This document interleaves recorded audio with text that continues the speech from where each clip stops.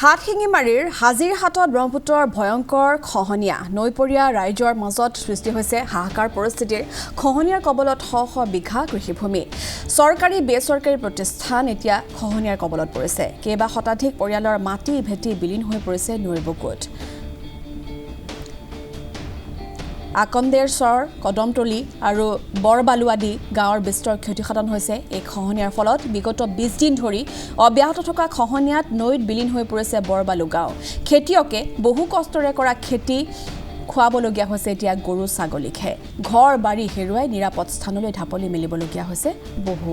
পৰিয়াল শীঘ্ৰে খহনীয়া প্ৰতিৰোধৰ স্থায়ী ব্যৱস্থা গ্ৰহণৰ দাবী উত্থাপন কৰিছে এতিয়া ভুক্তভোগী জনতাই আৰু এই সন্দৰ্ভত আমি আগবঢ়াইছো আমাৰ স্থানীয় সাংবাদিক মুকিবুৰ ৰহমানৰ এক প্ৰতিবেদন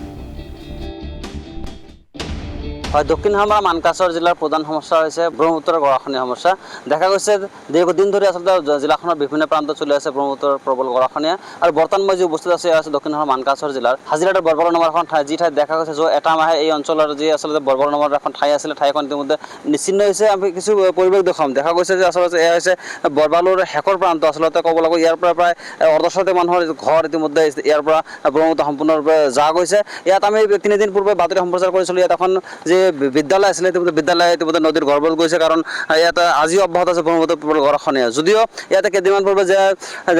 জিলা আয়ুক্তৰ লগতে জলসম্পদ বিভাগৰ যি বিষয়াসকলে ইতিমধ্যে পৰিদৰ্শন কৰাৰ পিছত আচলতে ব্ৰহ্মপুত্ৰৰ গৰাখহনীয়া অস্থায়ী প্ৰতিৰোধৰ আশ্বাস দিছিলে যদিও আজিও ৰখাব পৰা নাই কাৰণ আজিও এই ঠাইত অব্যাহত আছে প্ৰবল গৰাখহনীয়া আজিও দেখা গৈছে এই অঞ্চলত চপৰা চপৰ কৰি আচলতে যি ব্ৰহ্মপুত্ৰৰ যি গৰাখহনীয়া ইতিমধ্যে কালৰূপ ধাৰণ কৰিছে কাৰণ পুৱাৰে ভাগৰ পৰা দেখা গৈছে একেবাৰে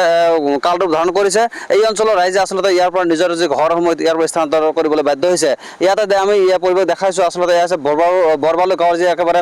শেষৰখন ঠাই আছিলে কাৰণ ইয়াৰ পৰা আচলতে যি হাজিৰাটত যে তাঁতিপাৰা নামৰ ঠাই আৰম্ভ হৈছে বিশেষকৈ যিহেতু কৃষিপ্ৰধান অঞ্চল দেখা গৈছে এই অঞ্চলৰ ৰাইজৰ আচলতে বিঘা বিঘা কৃষিভূমি ইতিমধ্যে সম্পূৰ্ণ ব্ৰহ্মপুত্ৰ যা গৈছে আমি পৰিৱেশ দেখাইছোঁ এয়া হৈছে বৰবালু নামৰ ঠাইত দেখা গৈছে আজি পুৱাৰ ভাগৰ পৰা এই অঞ্চলৰ এই ঠাইত দেখা গৈছে ব্ৰহ্মপুত্ৰৰ প্ৰবল গৰাখহনীয়া ইতিমধ্যে কালৰূপ ধাৰণ কৰিছে যাৰ বাবে আতংকত ভুগিবলগীয়া হৈছে এই অঞ্চলৰ ৰাইজে আমাৰ ইয়াতে স্থানীয় যুৱক আছে কথা পাতিম দেখাতে হইতে হয় দাদা কি ক'ব দেখা গৈছে পুৱাৰে ভাগৰ পৰা ইয়াত কালৰূপ ধাৰণ কৰিছে ব্ৰহ্মপুত্ৰ গৰাখহনীয়া হয় অকৰ্মণ বিধায়ক অকৰ্মণ সাংসদ তথা অকৰ্মণ জলসম্পদ বিভাগ বুলি ক'ব লাগিব আজি 3 মাহৰ ভিতৰত 15 দিন বেছিকৈ ভাঙিলে 15 দিন আগতে আমি একচুৱেলি আহ্বান কৰিছিলোঁ ইয়াত এখন চৰকাৰী স্কুল আছিলে এইখিনিও নদীত ইতিমধ্যে বিলীন হৈ গ'ল মানে ক'বলৈ গ'লে বৰবালু যিখন আছিল বৰবালু বৰ্তমান নদীৰ বুকুত এতিয়া আকৌ বৰাইদাৰি বা তাঁতিপাৰা ধৰিলে ইপিনে কদমতলী কিন্তু বৰ দুখৰ বিষয় এই MP এই MLA এই জলসম্পদ বিভাগবোৰ কোনো ধৰণৰ কাম কৰা নাই ইয়াত আহিছে আৰু গৈছে বুলি ক'ব লাগিব খালি প্ৰতিশ্ৰুতি কামৰ সময়ত সকলো একেবাৰে শূন্য বুলি ক'ব লাগিব এই সাধাৰণ ৰাইজৰ দুখ কোনে বুজিব এই আপোনালোকে চাওক কেনেকৈ পৰি আছে নদীৰ এই কিবোৰ চপৰা এনেকৈ পৰিলে কিমান সময় লাগে কওকচোন কিন্তু বৰ দুৰ্ভাগ্যজনক কথা এই আমাৰ MP মহোদয় আজিলৈকে পদাৰ্পণ নকৰিলে MLA সাহেব যদি আহিছিলে আশ্বাস দিলে 10 লাখ টকাৰ বোলে ইতিমধ্যে আবণ্টন দিছে কিন্তু বৰ দুৰ্ভাগ্যৰ কথা আপোনালোকে চাওক এই বৰবালুৰ পৰা কদমতলীলৈ এই 10 লাখ টকাৰ কাম কোনো ধৰণৰ কাম ইয়াত আৰম্ভ কৰা নাই যদি জলসম্পদ বিভাগ আচ্ছা তেওঁলোকে একেবাৰে নীৰৱ ভূমিকা পালন কৰি আছে AC ৰুমত বহি থাকিলে কাম হ'ব নেকি আপোনালোকে কিবা এটা ব্যৱস্থা কৰক তৎকালীন ব্যৱস্থা আছে এইবিলাক কৰিব লাগে হয়তো আপোনাৰ পাৰ্কো বাইন পেলাওক জিঅ' বেগৰ ব্যৱস্থাবিলাক আছে ইমান গাঁৱৰ মানুহখিনিয়ে ভৰাব লাগে মানে ইয়াত লেবাৰ পইচা দিব নালাগে তথাপি যদি দিয়ে লগত থাকি কাম কৰে তথাপি হয় কোনো ধৰণৰ কাম কৰা নাই আহিছে আৰু গৈছে বাছ তেওঁলোকৰ কাম মানে কি কম এইবিলাক খালি সাধাৰণ ৰাইজক লুটি পুটি খোৱাৰ এটা মানে এটা কি কৰিছে গতিকে আমাৰ নতুনকৈ যিহেতু জিলা আয়ুক্ত আহিছে আমি তেওঁক আহ্বান জনাম আপুনি অতি সোনকালে আমাৰ এই ঠাইখিনিত পদাৰ্পণ কৰক কদমতলী আৰু বৰবালু ইতিমধ্যে নাই এতিয়া আপুনি তাঁতিপাৰা বা বৰাইদাৰি বুলি ক'ব পাৰে এতিয়া আহক আৰু আমাৰ তৎকালীন কিবা এটা ব্যৱস্থা কৰি দিব লাগে যেহেতু এই অঞ্চলত কৃষিপ্ৰধান অঞ্চল দেখা গৈছে মৰাপাটৰ খেতিৰ মধ্যে পুরোট হয় না তাতে কাটি আছে হয় মানে পুরোট হয় নাই তাতে কাটি আছে তার মানে নদীত বিলীন হৈ আছে এতিয়া নদীত গলতে একেবাৰে গল গতিকে যিখিনি আছে এনে কাটি লৈছে যিখিনি হ'ব এইখিনি যাতে অলপ হলেও পায় কৃষি মানুহ যেহেতু বৰবালু নাই বৰবালু গল ইতিমধ্যে নদীৰ বুকুত বিলীন হৈ গল এতিয়া তাঁতিপাৰা বা বৰাইদাৰি ধৰিছে প্ৰায় 100 পৰা 150 ঘৰ মানুহ আছিলে ইতিমধ্যে নদীত বিলীন হৈ গ'ল কিন্তু কোনো ধৰণৰ এই ব্যৱস্থা নকৰা এই বহুত এটা ডাঙৰ এটা কথা কওকচোন এই আমাৰ জলসম্পদ বিভাগ নাই নেকি আমাৰ জিলাখনত এই দক্ষিণ আলমাৰ মানকাছৰ জিলা যে জলসম্পদ বিভাগৰ অভিযন্তাসকল আছে বা এই জলসম্পদ বিভাগটো আছে একেবাৰে অকৰ্মণ বুলি ক'ব লাগিব কোনো ধৰণৰ কাম নকৰে লগতে আমাৰ এই 10 লাখ ভোটত আমি জিকাই দিলোঁ আমাৰ এমপিজন তেওঁ আজিলৈকে ইয়াত পদাৰ্পণ নকৰিলে MLA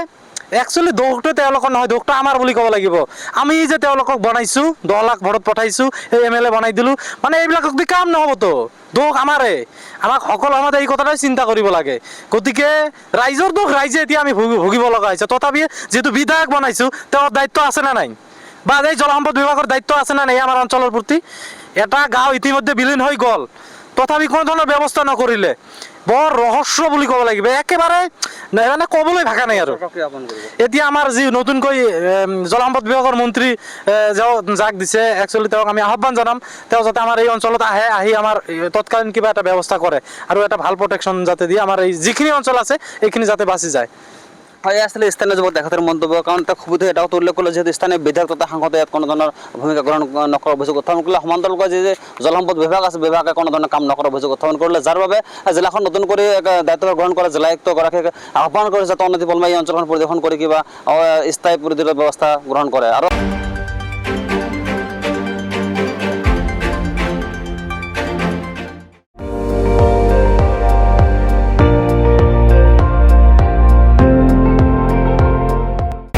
আপুনি চাই আছে ND24